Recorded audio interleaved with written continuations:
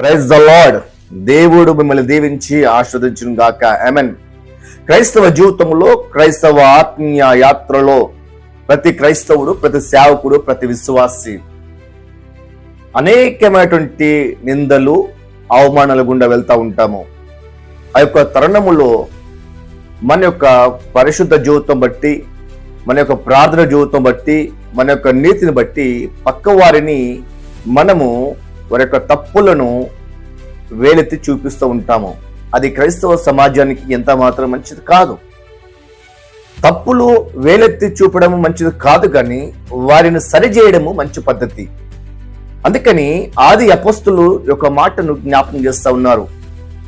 యేసుక్రీస్తు ప్రభు చనిపోయి తిరిగి లేచి ఆరుణమైన తర్వాత శిష్యులందరూ కూడాను కలిసికట్టుగా మేడ గదిలో కూర్చున్నప్పుడు లేదా కూడుకున్నప్పుడు వారి యొక్క తప్పులను ఎత్తు చూపించుకోలేరు, కానీ తామే సరి చేసుకుంటూ ఏక మనసు గలవారై వాళ్ళు ప్రార్థన చేసినట్టుగా చూస్తున్నాము. అపొస్తలుల కార్యములు 1వ అధ్యాయము 14వ వచనం చూస్తూ ఉంటే, సహోదరులు ఏక మనసుతో ఎడతెగగా ప్రార్థన చేయుచుండేది.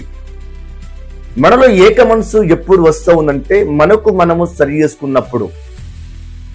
ఎప్పుడైతే మనకు మనం సరి చేసుకుని దేవుని సేవలో లేకపోతే విశ్వాస యాత్రలో ముందుకు వెళ్తుంటామో అప్పుడు మన మధ్యలో ఏక మనసు అనేది ఏర్పడుతూ ఉంటుంది.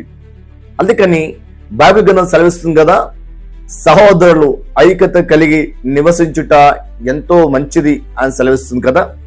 మనం ఐక్యతగా నివసించాలన్నా, ఐక్యతగా జీవించాలన్నా, సంఘము ఆత్మీయమైన బాటలో నడవాలన్నా మొదట పక్కవారి తప్పులను ఎత్తి చూపకుండా వారి చర్య చేస్తూ ప్రేమపూర్వకంగా, ఆత్మీయంగా ముందుకు సాగించే విధంగా వాళ్ళతో నడుద్దాం, వారిని ప్రేమించుదాం, వారిని క్షమించుదాం, సంఘాన్ని ఆత్మీయ బాటలో నడిపిద్దాం.